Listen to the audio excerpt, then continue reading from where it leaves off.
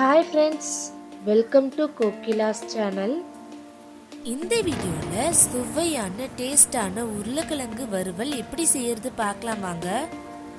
ஒரு பாத்திரத்தை எடுத்து 5 ஸ்பூன் எண்ணெய் ஊத்திக்கலாம். 1 ஸ்பூன் கடுகு போட்டுக்கலாம். நல்லா பொரியட்டும்.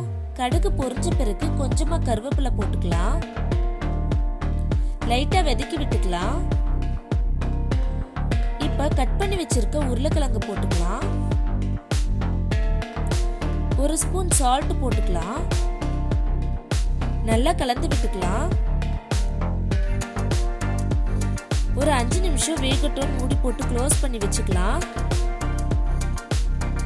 அடி பிடிக்காம இருக்கிறதுக்கு நம்ம கிளறி விட்டுக்கணும்.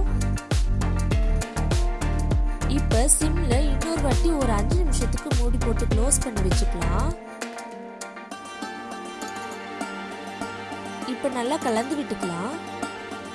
இப்போ 1 ஸ்பூன் மஞ்சள்தூள் போட்டுக்கலாம்.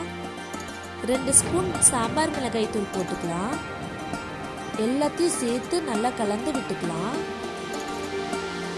இன்னொரு வாட்டி சிம்ல ஒரு 5 நிமிஷத்துக்கு வேகட்டும் மூடி போட்டு க்ளோஸ் பண்ணி வச்சுக்கலாம். கேஸ் ஃபுல்லா வச்சிடாதீங்க, தீஞ்சி போயிடும். ஸோ சிம்லயே வச்சுக்கலாம்.